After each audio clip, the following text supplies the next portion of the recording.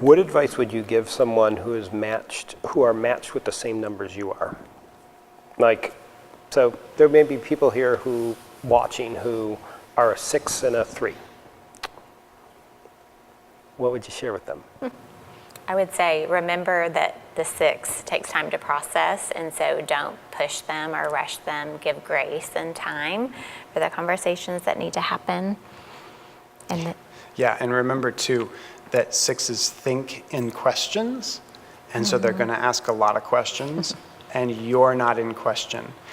I have to remind myself of this a couple times a week in conversation with Betsie to remember that when she's asking me a lot of questions about something, she's not actually questioning me. So she asks me, what did I do today? Where did I eat? Who did I spend time with?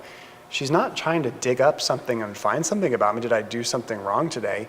But I could feel that. Or if we're talking about something with one of our kids and she's asking a lot of questions, it's not because she's assumed I'm going to make the wrong decision.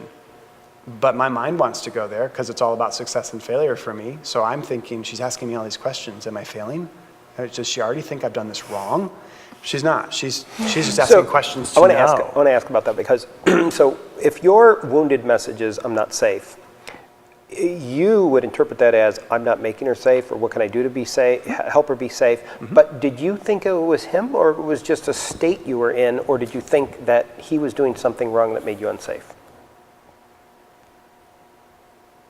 If she's asking me questions, you mean? If she's feeling unsafe. Oh, okay. If you're feeling unsafe, I know, so that's kind of the vice or the wounded message. The way that you would interpret that is, what am I doing to make her feel unsafe? Or how do I make this safe? Success for you, success could be defined. Success is keeping her safe. Success is keeping her safe. Yeah, so you would put the weight on your shoulders. Right. But let me ask you this. Did you think that it was his fault? Or did you just think this is something that's beyond him? No, I don't really ever attribute it to David. I think I've felt such safety with him all along. It would just be that wounding message from growing up that somehow is it growing was a up or is it more of a perception. nature?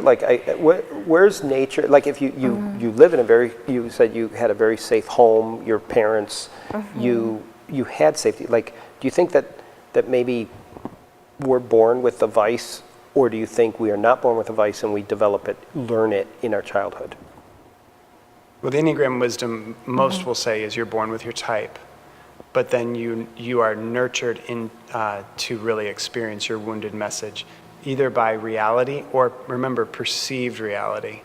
Yeah, and I think that's probably where it was more for me, perceived reality as opposed to this is really what's happening. Maybe there were events here and there, even related to my siblings that I took on is this is not safe for me, when it was just what was going on in their world a little bit more.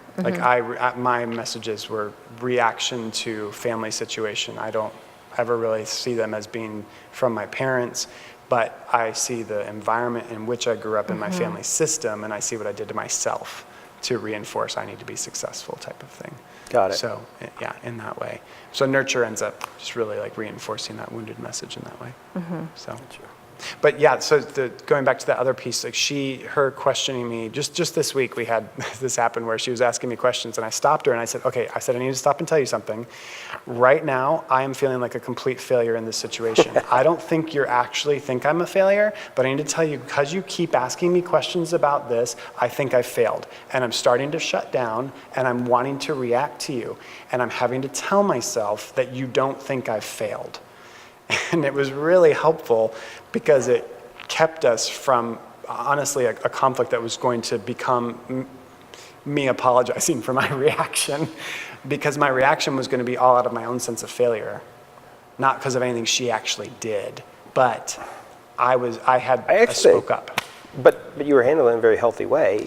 We did, yes, in this case. But how did you respond? I want to come back to a couple of things. There's so many things that you would say where I don't want to interrupt but I just want to just go, wait a minute, explain more about that. So he's sharing that with you. How did you respond? Well, I tried to listen and take it in, and also like it brings me back to that thought of like, okay, if like my talk style is questions, but if I know that like I'm by asking him a lot of questions, he's gonna feel in question, like I need to be careful with how many questions I ask. And so it's just kind of like a self-awareness, like, okay, I wanna ask all these other questions, but maybe now isn't the time. So, and then we just, I stopped asking questions, and we kind of just talked it through, right? And Yeah, I had to do some little more explaining about what was happening because, again, in just how we see, for her, it was like, how are my questions making you feel like a failure? Right. Like at first it didn't compute for you, but it really was literally like no, it's okay, it didn't compute. It's just how I see. Everything's about failure for me. Well, let me ask you this. I mean, as you're telling me, I'm thinking, wow, this is a really healthy way to respond. And then you're like, I had to apologize later. And I'm just No, wondering. I didn't have to apologize Oh, you later. did. I would have, if I hadn't stopped. You got it. I would have Okay. reacted to her, and I would have been apologizing. Like, I'm sorry, I overreacted. It was internal. But because I stopped myself and spoke up, yeah. Got it. yeah, I mean, I handled it successfully.